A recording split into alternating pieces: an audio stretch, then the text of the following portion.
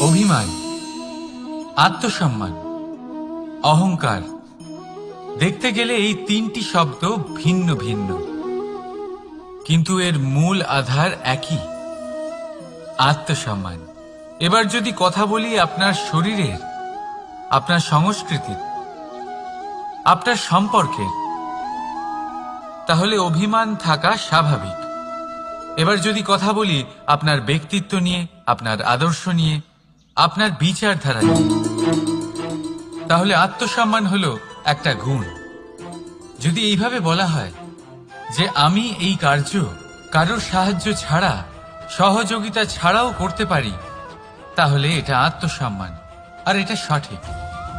যদি এভাবে বলা হয় যে আমি এই কার্য কারোর সাহায্য ছাড়াই বা কারোর সহযোগিতা ছাড়াই করে ফেলেছি, তাহলে এটা অভিমান, এটাও সঠিক। কিন্তু এই কার্য শুধুমাত্র আমিই করতে পারি আর কেউ নয়, এটা অহংকার। তাহলে এই শব্দ এবং তার অর্থ বোঝার চেষ্টা করুন। জীবন ধারণের এক নতুন পথ খুঁজে পাবেন। রাধা রাধা।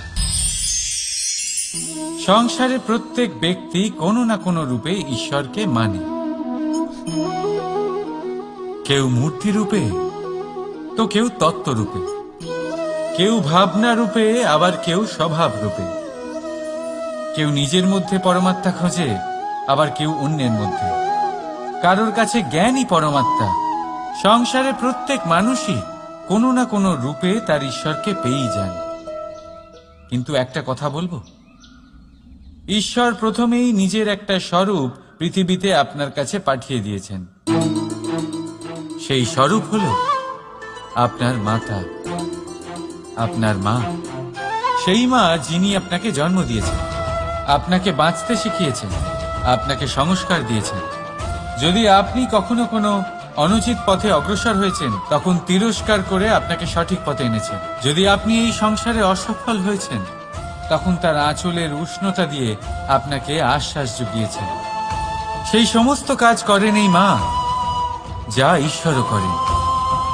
সেই জন্য মনে রাখবেন যে এই সংসারে আপনার সবচেয়ে প্রথম ঈশ্বর যদি কেউ থাকে, তাহলে তা আপনার মা।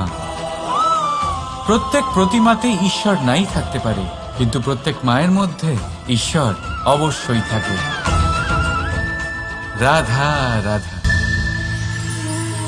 আপনি নিশ্চয়ই দেখে থাকবেন যে প্রদীপের নিচে অন্ধকার থাকে। যে প্রদীপ সংসারকে